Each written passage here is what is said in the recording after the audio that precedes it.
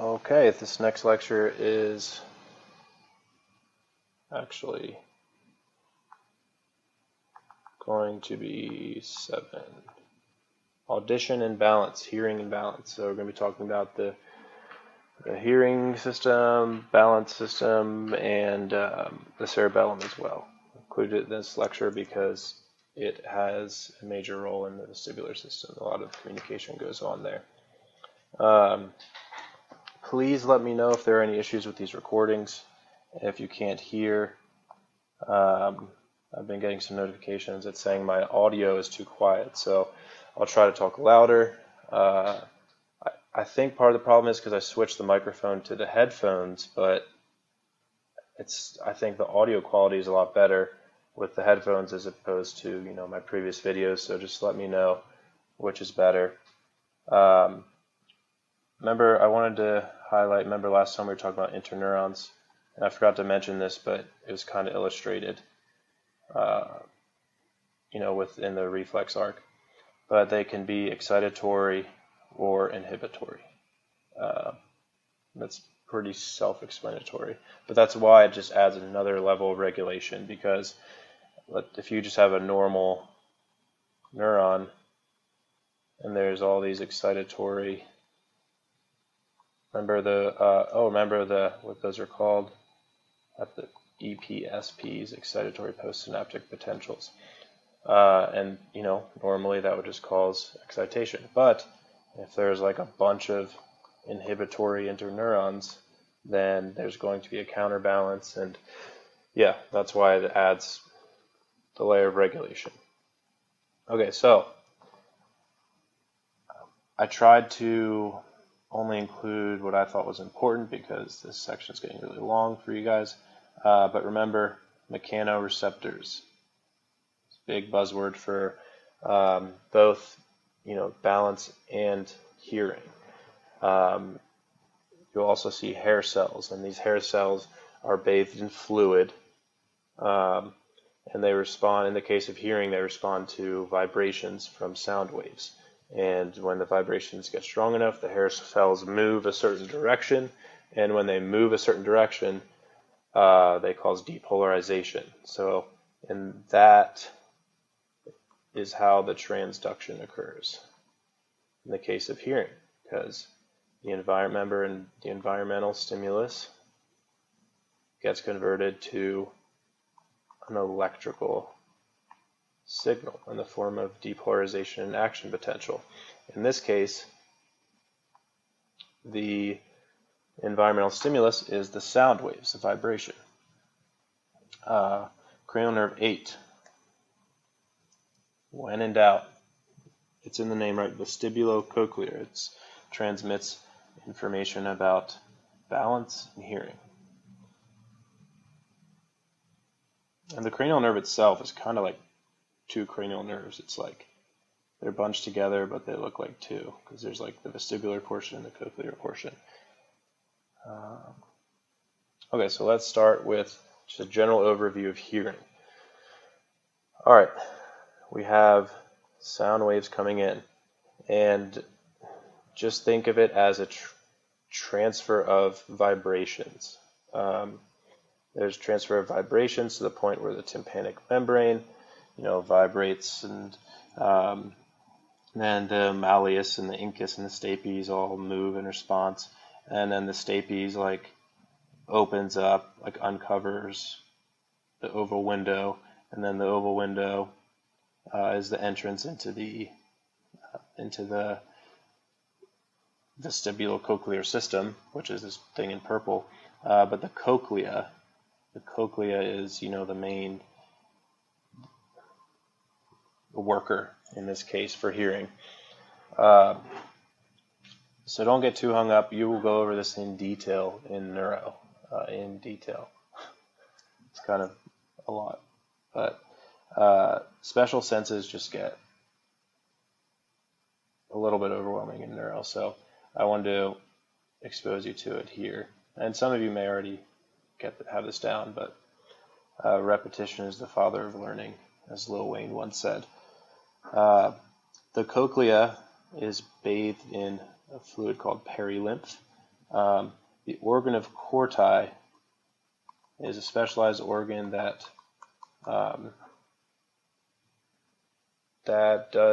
it's kind of like the hearing organ, okay?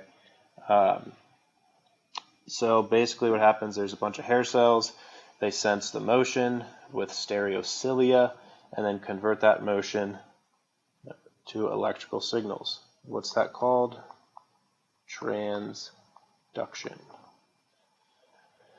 And then there's neurotransmitter release, like there often is when there's an action potential that goes from one nerve to the next, to nerve cells. And these primary auditory neurons, which are here, right, cochlear nerve, primary auditory neurons, transform the signals into electrochemical impulses, action potentials, which take it to the brainstem, and then from there the information can go a lot of different places, but goes into the brain. All right, so what's really interesting is when it comes to fine-tuning the amount of sound that's coming in to our ears, that I know of, we only have mechanisms that tone down noise. As far as I know, like there's no muscle like the stapedius or tensor tympani that does the opposite, like makes things louder. So I know you could get really philosophical about that and think about all the stimulus that we receive like all the time. We're always surrounded by noise, not comfortable with silence. So it's almost like our body knows that we need to like take the time to drown everything out, so to speak, or meditate, or or pray or whatever. But the stapedius and the tensor tympani are two very like high yield muscles. One, because they're different cranial nerves. Stapedius is facial nerve, and it's actually called, the facial nerve gives off a stapedial branch, I think it's called. So that one's kind of easy, but you got to remember it's cranial nerve 7. The tensor tympani is cranial nerve 5, which is the trigeminal. The trigeminal ganglion is huge. It gives off 3 branches. There's V1, which is ophthalmic. There's V2, which is maxillary. And then there's V3, which is called the mandibular branch. This V1 gives you sensation around the eyes, and V2 is maxillary. What is it? It's like sensation around the cheeks, but then it does a bunch of other important stuff. Anyway, V3 is like muscles of mastication. Wait, one of these, I think this is muscles of facial expression. I don't know, whatever, going off on a tangent. But anyway, know which nerve innervates which. I think one way, there's other muscles that have tensor in it around the face, and I think anything that has tensor in it is like cranial nerve 5. I forget how I remember this, but yeah, just memorize it.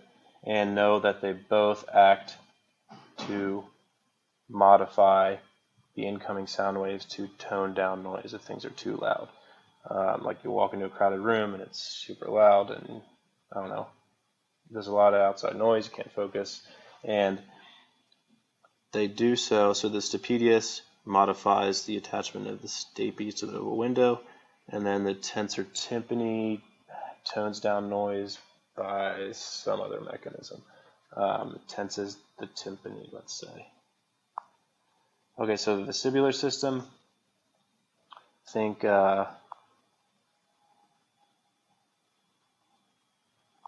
equilibrium and balance. All right, so I included a picture so you know what we're talking about. So the semicircular canals, there's 3 of them. There's like anterior, lateral, whatever. Doesn't matter. There's 3 of them. But they are all about rotary movements. Okay, like, I don't know, ballerinas spinning around. They are filled with a slightly different type of fluid called endolymph, and they contain motion sensors within the fluids. Again, mechanoreceptors. Okay, the saccule and utricle, they're called otoliths because there's actually like legitimately stones, small stones inside of a viscous fluid, and these stones like move around and stimulate hair cells and to detect motion and orientation. The utricle is, just picture like tilting the head back. It's occurring in the horizontal plane. So when you tilt your head back, your head's rotating around a horizontal plane. Okay, so it detects linear accelerations and head tilts in the horizontal plane. The saccule detects the same thing, but in the vertical plane. So if you're riding in an elevator, and the saccule is the one that senses changes or effects due to gravity. So I always think riding in an elevator is a form of linear acceleration in the vertical plane. And I'm not sure, there's something about, I think the saccule may be responsible like only if the head is, I don't know, forget about it, just know what I highlighted. Cerebellum. The cerebellum is crazy. We probably know far less about the cerebellum than we do the actual cerebrum, which is crazy to think because we know nothing about the cerebrum. But anyway, the cerebellum is literally receiving information from almost everywhere. Let me see what I have. Okay. So there's, just to give you an example of the complexity, there's something called the cortico-pontocerebellar tract. And that's just an example of how the cerebellum gets information from the cortex and the pons. There's the vestibulo-cerebellar tract, and that's why I included it in this lecture, because the cerebellum is very important for balance as well. There is, what else?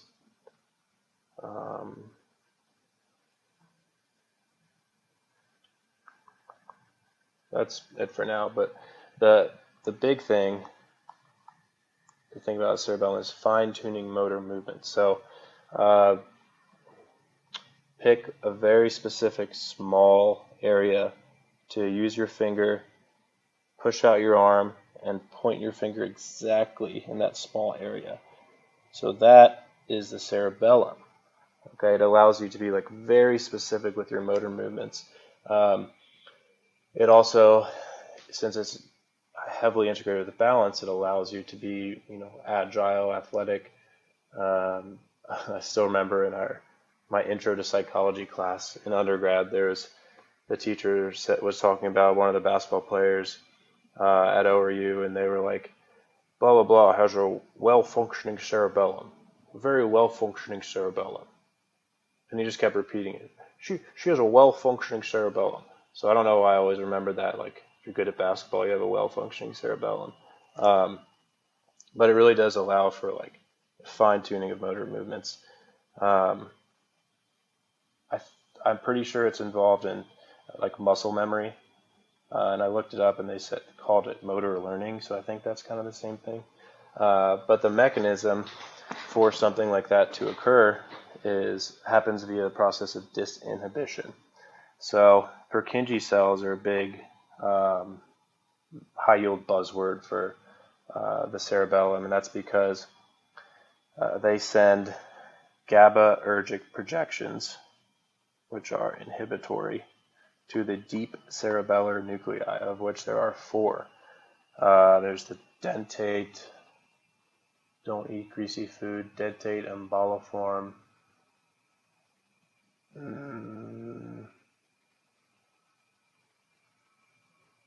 I forgot the last two. Anyway, and the deep cerebellar nuclei is the only output center of the cerebellum. So that's the only place that the cerebellum actually sends information out. It's receiving information from a ton of places, but this is the deep cerebellar nuclei is the only output center. Okay, so what happens is there's a ton of like things called climbing fibers and Malsi fibers and all these weird names. Cerebellum's just weird, and they modify the Purkinje cells. And if I remember right, the disinhibition, yes. So they modify the Purkinje cells to where the Purkinje cells may end up getting inhibited, and then you relieve the inhibitory projections to the deep cerebellar nuclei, and that's where the term disinhibition comes from. And then the deep cerebellar nuclei is free to send out information. And people think that is the mechanism for like muscle memory and motor learning. The vestibular system, I talked about that. Oh, eye movements. Very involved in eye movements. Reflexes. There's something called the vestibulo. Actually, don't worry about that. Reflexes, something called saccades, which are like jerky movements of the eye. I think the cerebellum is involved with. Trying to remember the reason for that. I think it's because the cerebellum communicates with the, maybe superior colliculus. I'm not sure. A great mnemonic for you guys is AIM. And that's to remember auditory information travels to the inferior colliculus and then medial geniculate body. That'll be helpful for neuro. And then like a visual information is the superior colliculus and lateral geniculate body. Anyway, don't worry about that. Okay. That is it for this one.